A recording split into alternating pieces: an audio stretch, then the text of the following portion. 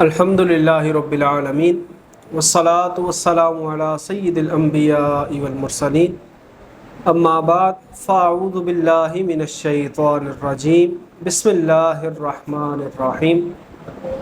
من المؤمنین رجال صدقوا ما عاہدوا اللہ علیہ صدق اللہ العظیم الصلاة والسلام علیکہ یا سیدی یا رسول اللہ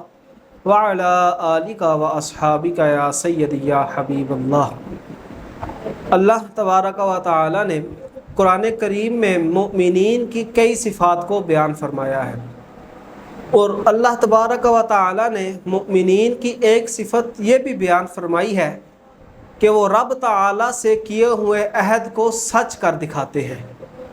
وہ اپنے عہد پر مضبوطی سے قائم رہتے ہیں، وہ دین کی راہ میں ڈگمگاتے نہیں، حق کے راستے سے ہٹتے نہیں، اور کتنی بھی آزمائش یا تکلیف آ جائے اس میں بھی حق کا دامن تھامے رکھتے ہیں۔ اور یہی عظیم حقیقت ہمیں واقعہ کربلا میں اپنے پورے عروج کے ساتھ نظر آتی ہے، جہاں امام علی مقام حضرت امام حسین رضی اللہ تعالی عنہ اور آپ کے رفقا نے دین حق کی سربلندی کی خاطر وہ عظیم قربانیاں پیش کیں کہ جو رہتی دنیا تک ایمان والوں کے لیے مثال بن گئی۔ یہ آیت کریمہ حق پر استقامت، وفاداری اور عہد الہی کو نبھانے کا عظیم درس دیتی ہے، اور اس آیت کی عملی تفسیر واقعہ کربلا میں ہمیں نظر آتی ہے، جہاں امام حسین رضی اللہ تعالی عنہ اور آپ کے ساتھیوں نے اللہ تبارک و تعالی اور اس کے دین کے ساتھ اپنے عہد کو سچ کر دکھایا۔ جتنی بھی آزمائش، مصیبت، تکلیف آئی، اس کے باوجود وہ حق کے راستے سے ایک قدم بھی پیچھے نہ ہٹے، بلکہ مضبوطی کے ساتھ حق پر ثابت قدم رہے۔ محترم حضرات، واقعہ کربلا صرف ایک جنگ کا نام نہیں، بلکہ واقعہ کربلا ایک فکر کا نام ہے